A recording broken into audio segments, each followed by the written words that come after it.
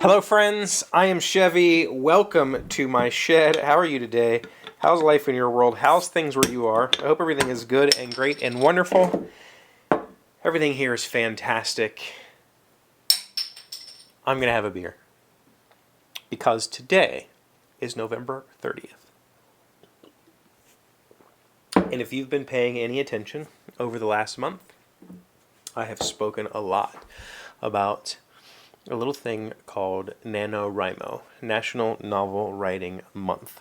The goal of National Novel Writing Month is to write 50,000 words in the month of November.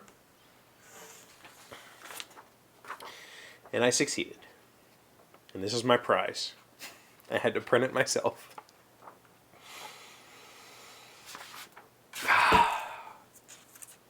$50,409 words. I technically wrote a novel length grouping of words. I would very much hesitate to call it a novel. What I wrote was 50,409 loosely connected words that in parts make a hell of a lot more sense than put together. What I wrote is not a novel. What I wrote is a bunch of completely disconnected thoughts. So much so, with a theme. A bunch of disconnected thoughts with a theme. What I have written right now is unreadable. I mean, it follows a character through a sequence of events that are intended to be the sequence of events that would tell a story, but there's actually no story there. It's just a sequence of events with a common character. About the halfway point, I realized that my character had no motivation to be doing any of the things he was doing. There was no impetus for him to do any of the actions that he took in the last half of the book. The choices that he made had no motivation whatsoever. There were zero stakes. There was nothing on the line for him at all. There was nothing on the line for the secondary character that I introduced. There was really nothing on the line for anybody in this book.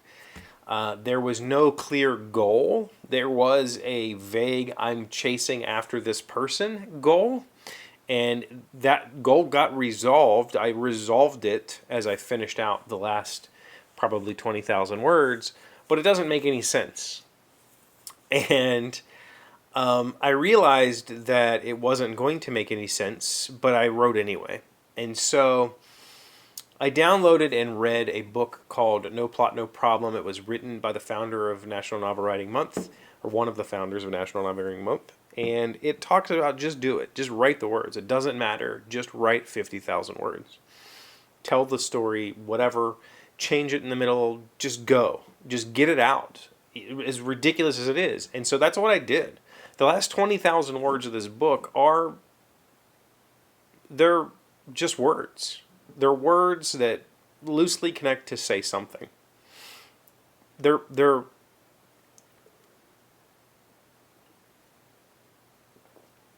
just sentences. I would say each sentence on its own is good. I mean, without editing. I mean, it needs edited, a lot of editing, but it's not a story. It's not a story that I'm proud of.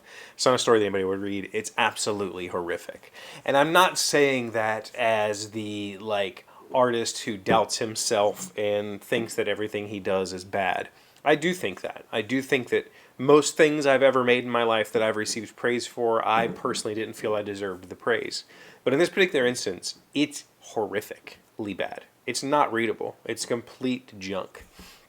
And I probably, in the immediate future, I'm just completely scrapping it for now. It's just going to sit somewhere for a while and let me think about it. Whether I can even come back to it and fix it is to be seen. That being said, I like the character. I like the setting. I like the way that I like the way that I incorporated magic into the world and made it all make sense. But the story itself and I like the vision of this particular tale. I like what what the character went through to get to the end of the book. So, someday I might attempt to edit it. But I think the reality is I don't know that any part of what I wrote is salvageable, and I think that it would be easier or better for me to just completely rewrite the thing.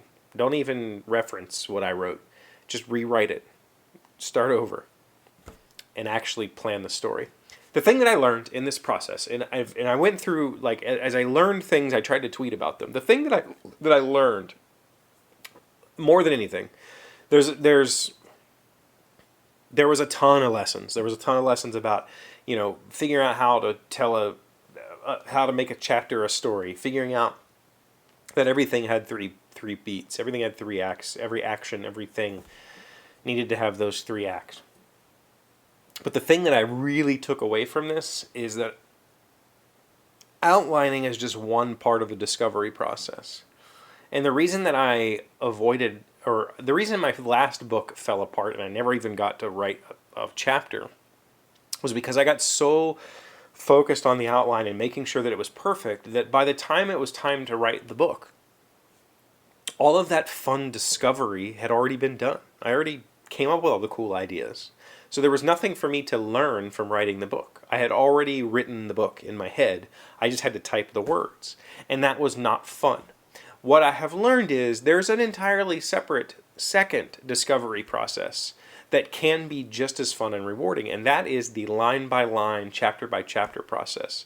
Yes, the large story might be played out in your head. You might have already figured out all the little elements that will make that story work. But there's a whole lot of sub-story. There's a whole lot of little things going on that you can really have fun with and play with, and it can be just as exciting. So I think my plan currently is to shelf this book, let it just sit for a while, and let me decide what I'm going to do with it. But I want to start a new project with the same character, the same setting, generally the same setting, not the same exact place in the world or whatever. But I think for the month of December and for the next foreseeable time, I'm going to try to write smaller, like 30,000 word, 100-page novellas, and try to figure out a way for me to make a story work from start to finish with good character motivation, with good stakes, with good plot points, and work that into the character's personal wants and needs. Because in this book, the character wants and needs didn't make any sense at all. None. And everything that happened was just kind of because I felt like writing some fun scenes. So the first 6 chapters are just every chapter the character ends up on the ground at some point getting the shit beat out of him, and he has to defend himself. And that only carries so much weight. Yeah, you can have a lot of fun action like that, but if there's no point to it, if it's just because every time he goes somewhere he gets beat up, that's not fun. It's not exciting. It's not a story. So I had a blast writing this thing, writing these 50,409 words, but together they don't make any sense to have ever been assembled in that manner. And I think it's time for me to step back a little bit and figure out how to be a storyteller before I figure out how to be a writer. The craft is something that you can learn. I think the craft is something that you can sit down and really study. You can learn when to remove adverbs. You can learn when to replace things like felt and was and show don't tell, and all of that stuff is just crafty BS that you can figure out later. Step 1 is I need to take a character and I need to have that character grow in some way, shape, or form, or fall in some way, shape, or form, and I need to have that happen over the span of a story, of a plot arc, and that plot arc needs to rise and fall with the character, and I need to figure out how to twine those two things together. And I'm going to attempt that by starting a novella tomorrow. We're going to keep writing. My takeaway from NaNoWriMo, my hope was to be able to write every day for at least an hour, and I did that. I did that every single day.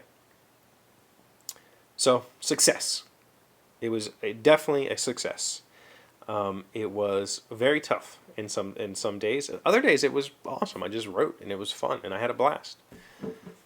I'm going to keep at it. I think that I think I can figure out a way to tell a story. And once I do that, I'll share it with the world. So thank you for being here as always. Thank you for liking, commenting, subscribing, and being amazing friends and wonderful people. I really appreciate you. And I will see you again tomorrow.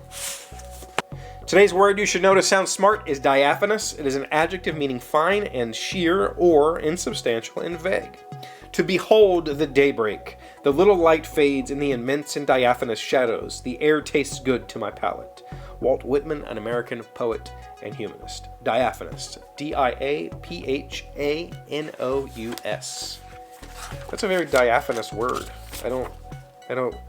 Fine and sheer, insubstantial and vague. So kind of like a ghost. A ghost could be diaphanous. Could have used that in my book. That'd have been a good word.